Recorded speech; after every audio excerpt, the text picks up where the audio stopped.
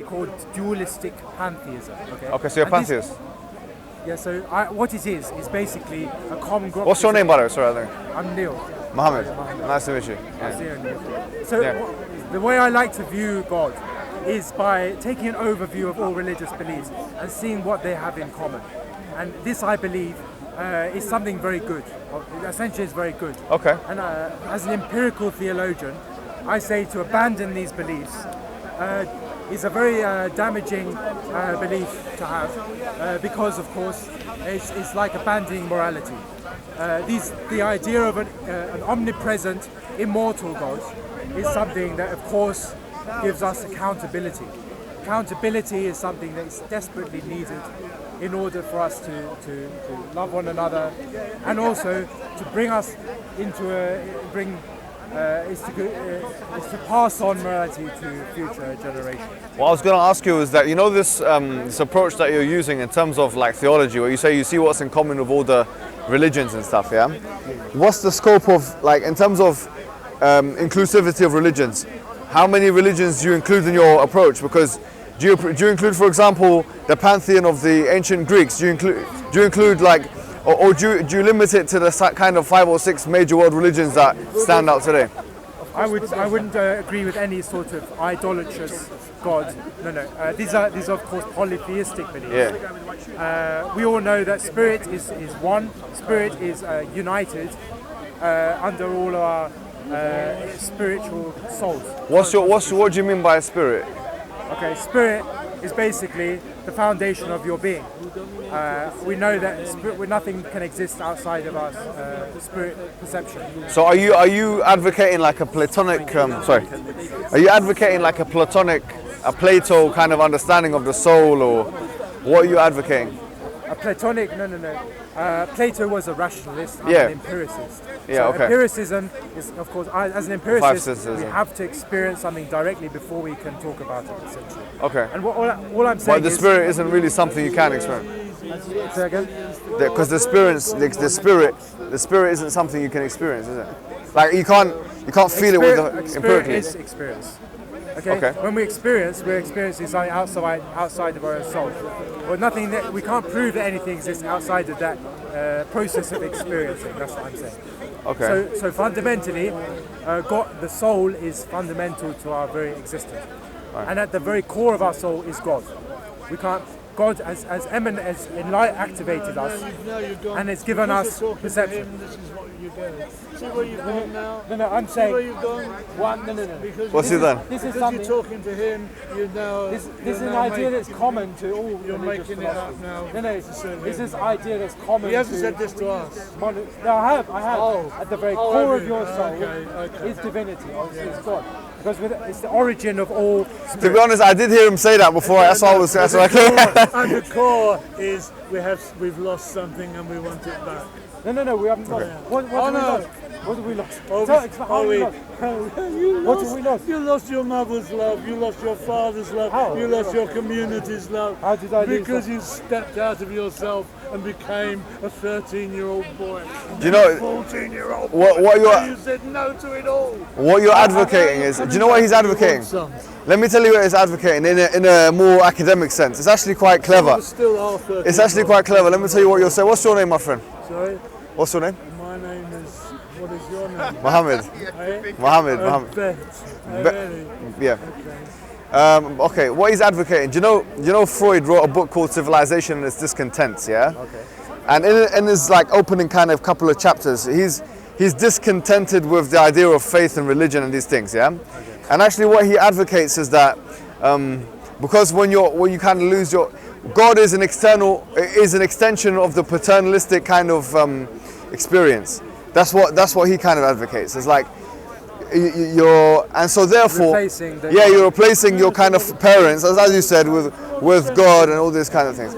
But having said that, so that's why I say it's an interesting contribution. Yes, it's very macho and male and stuff. Freud is a very old-fashioned idea. There's been much more sensible ideas since Freud. Yes. Anyways, yes. Yeah, thank you. I was going to say to you, look, I mean, that's a good contribution. Look, you said that you were looking at all the different religions, yeah? Once again, you said you don't accept idolatry and stuff. I accept that. I believe in that as well. I agree with you. Look, the first thing I want to say to you is, from a Muslim perspective, from an Islamic perspective, yeah, is that we would say the starting point for us is a very strict monotheism. Yeah. So for us, the starting point is like a monotheism, where we believe that there is an ultimate creator, sustainer, an ultimate power that initiated the universe. If that makes sense. Now, how feasible does that sound in your mind? How rational does that sound in your mind? Yeah, I believe that the creator is what brings life to the material realm. Yeah. The material realm is just an illusion. Okay? We can't take any of this stuff with us when we go. So the idea of an immortal God from which we all originate gives us purpose. So you agree with that idea? You accept it, I mean. Do you believe in it? The creator, yeah. Creator gives life to existence, yeah. Right, okay. I'm confused though. You said you were an empiricist? Empirical theology. You believe in evidence. Yeah, go on. But if you haven't got evidence for God, how can you then believe in I don't believe, for example, that the earth was created in 7 days. Because that's creation. There's a difference between a creator and creationism. Creationism is something different, okay? But as an empirical... So you're saying you reject kind of like the biblical narrative, but at the same time you don't reject the idea of an all-knowing, all-powerful creative force that started the universe? Correct. Yeah, okay. So alright, so what I was going to say now, since that's the case, now we have to define some of the attributes of this creator, yeah? Would you accept that some of the attributes are creative capacity or power or knowledge? Would you say that these are fundamental to such a force? Yeah, of course. Creativity. You're no longer on your own YouTube now, you're on the Muslim YouTube. I understand. Yes. Muslim YouTube, so what?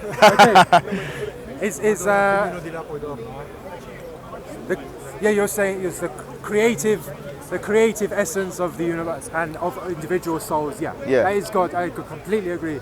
How can we? Intuition, for example, is a fundamental metaphysical function of our personality, our soul. Yeah. How can we? We can't program a machine, for example, to do these things. So how can we ever prove that this exists outside of this? Yeah, it's good. All right. So having said that, I want to ask you a question. What's the most appropriate relationship you can have with such an entity? The most appropriate relationship is one of harmony, essentially. Okay. Essentially, when you live in harmony with mankind and with the planet, you are living in harmony with God. There is no separation between the effects that you enact upon the world and what comes to you, what moral consequences. Okay, I accept that to a certain extent. Let me tell you something. We have our own version of that, right? So we say, because if you look at the Eastern traditions, they do reference how to be one with God and these kinds of things. From our perspective, we say there is a way to basically be harmonious with the will of the Creator. And the way that works is basically, the Creator has created the creation, and in the creation you have animate and inanimate, right? As for the inanimate objects around us, they are forcibly or obliged to kind of submit to the will of the Creator, right? So basically, in other words, in order to be one with creation, in that sense, not in the sense of actual physicality, but we're talking in that figurative sense, the way to do that would be to do what everything else around you is doing. So everything around us, if you accept the premise of an all-powerful creator, is submissive to that creator. We would say by extension, it makes sense to also be submissive to the creator in the same way that everything around us is being submissive. Does that make sense? I completely agree, yeah. Submissive to, but we know... the will of the creator. Exactly, the will of the creator, but never to an authoritarian figure. That's why I'm so against idolatry. Yes. Because these false prophets or these dogmatic beliefs, these are not creations of God, but they're creations of human beings. And so never listen to a boss or something that doesn't agree with your own sense of morality that comes from within, but live in harmony with that intuition which comes essentially from God. Right, so let me ask you a question, because the thing is, it becomes very subjective when it becomes clouded in that kind of terminology. I'll be honest with you. Because what we would say is that if essentially our aim in life is to be submissive to God, right? In the sense that I've just aforementioned, if that's the aim of life or the purpose of life, surely there should be a uniform way, a universal way, that God has allowed human beings to be able to do that. A uniform, I agree. Yeah. Yeah. So now, we would say this is the Islamic narrative. I'll be completely straightforward with you. Yeah. The Islamic narrative is that the way that happens is that the Creator communicates with the creation, and He does so through prophets who have come before time. Yeah. So prophets are a necessary extension of what is necessary to happen or appropriate between the Creator and the creation, or in this case, human beings specifically, who are sentient beings and able to make their own decisions on free-willed creatures. Yeah. So there was a need for prophets. There was a need for the communication between the Creator and the creation. And so prophets came before time. The Islamic narrative is that so long as humans were on earth, there were prophets preaching the message of what we'd call submission. Yeah. So people like Adam, you might have heard of these kind of biblical names, Adam and Noah and Moses and Jesus. All of those are prophets that came to their respective peoples and their respective times and preached the message of submission to their peoples. Does that make sense? Completely, yeah. Right. So what we would say is that the messengers came fundamentally with two different things. They came with a message and they came with an evidence base to substantiate that message. So in the case of Moses, you might have heard of these stories of basically, the sea splitting and all these kind of different things. Yeah, it's in the Old Testament. It's also in the Quran. These stories are meant to indicate that these are evidences, yeah, that are used to prove the message of submission, because there's something which break the natural capacity of physical reality around us. So there are evidence that basically God is the author of the message that these prophets come with. Now, whereas all of the prophets and messengers were sent to their respective... Can I ask you, yes. is this sea splitting? Why is that? Why does that give evidence that this is the word? What's that got to do with Muhammad, for example? The seas. Right. So no, the sea splitting doesn't have anything to do specifically with Muhammad's message, but although it is in the Quran, we're talking specifically about Moses. So in his time, and this is an interesting thing that there's actually been alluded to by some of our scholars in Islam, that depending on the societal kind of what's societally popular at the time, the evidence base that the messengers come with suits that. So at the time of kind of the young what do you call it, the Middle Empire, or wherever it is in Egypt, when Ramses II was there, and they say that Ramses is linked to Pharaoh and whatnot. Let's mention the Bible. At this time, they were fascinated with magic and all these kind of things. Now, Moses came with you could call it a miracle really, which basically broke the rules of physical nature, yeah, and which acted as an evidence for his people. So when people saw it, they said, okay, well, this makes sense. Do you see what I'm saying? Right. Right. So for us now, we will say, what's our miracle, right? Because we need some evidence as well to be able to substantiate the claim that Prophet Muhammad is the final messenger, because that's our claim. Our claim is that Prophet Muhammad, whereas all of the other prophets were sent to their people in their times, Jesus, Moses, etc., Abraham, Muhammad was sent for all peoples in all times. So that's the Islamic narrative.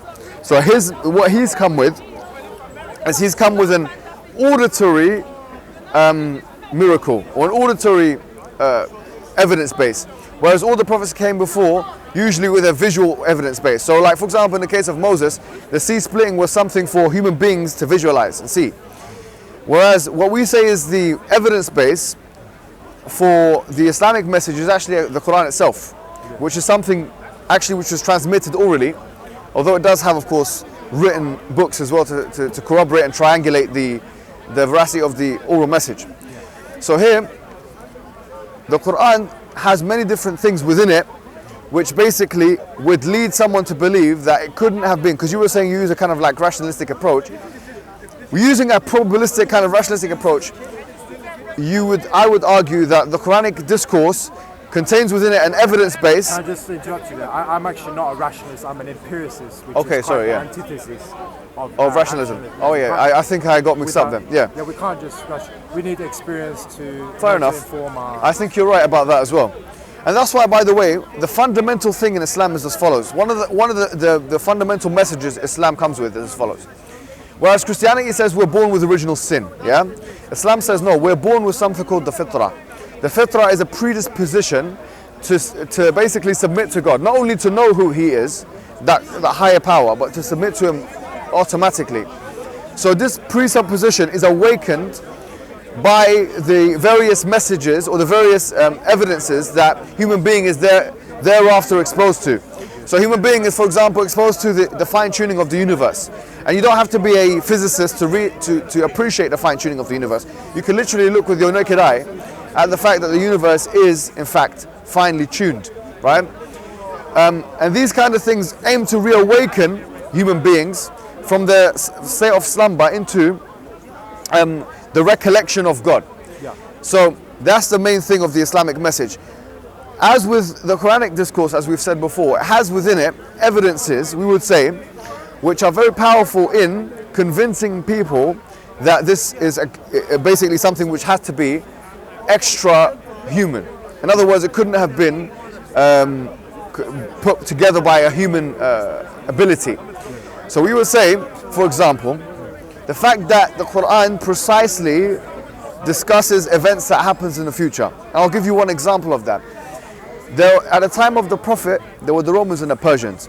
And the Quran makes very specific predictions about who will win wars. And in the case of chapter 30, verse 1 to 6, it talks about the Romans decisively going to beat the Persians in 3 to 9 years in a nearby land.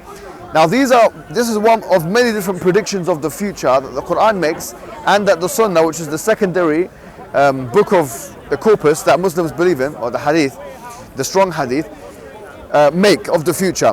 And from a probabilistic perspective, we can say, okay, well, probably if someone says one thing or two things, they might have guessed them to be correct. But if we put them all together, it becomes very, very difficult to make the argument that he guessed all of those correct.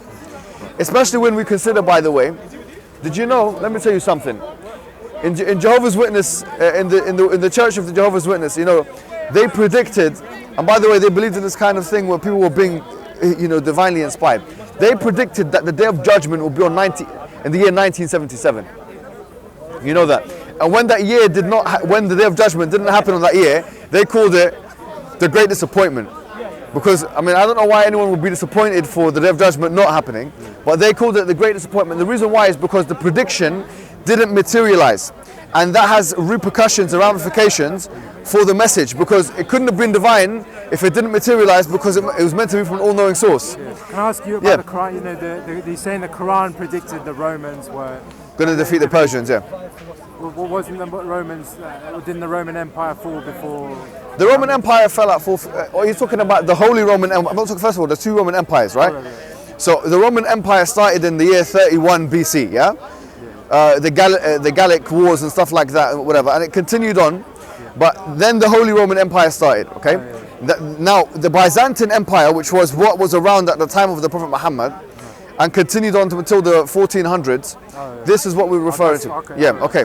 But the Roman Empire, as you would have known from the history lessons that you'd have done, were in constant wars with the Sassanid empires, or they're also called the Sassanians, something like this, yeah? Right. Basically the Persians. And this was referred to in the Western history books as the Roman Sassanid Wars. Now, the point is, the Roman Empire, as you would have known, from the year 400 onwards, and the Prophet came around 630, around that time, so from the 7th century. But from that year, from that time period, it was going down. There was a degeneration of the Roman Empire anyways. And so the Sassanid Empire was much stronger. So when the Quran made the claim that the Roman Empire was going to beat the Sassanid Empire in 3 to 9 years in a nearby land, all these different things, it was a kind of ridiculous claim if you think about it from a probability perspective. It's the equivalent of betting on a very low team, maybe in the Champions League, beating a very high team, maybe in the top 5 in the Premier League, right? And betting that they will beat them in a certain way, in a certain place, in a certain time period, and all these different things. So probabilistically, the odds are very low for that. And that's one example, but there are many different examples. For example, the conquest of Arabia by the Muslims. The fact that other nations will fall into the hands of the Muslims, like Egypt and Yemen and Syria and Jordan, and Pakistan and India, Sindh wal Hind, and all these different places which are now part of the Islamic Empire, have been predicted to be conquered by Muslim hands, basically. So all of these things, when we put this into a probability generator, it becomes very difficult to argue that this all could have been guessed. And I would actually argue and make a very daring claim here and say this kind of frequency and accuracy of predictions has never been predicted by anyone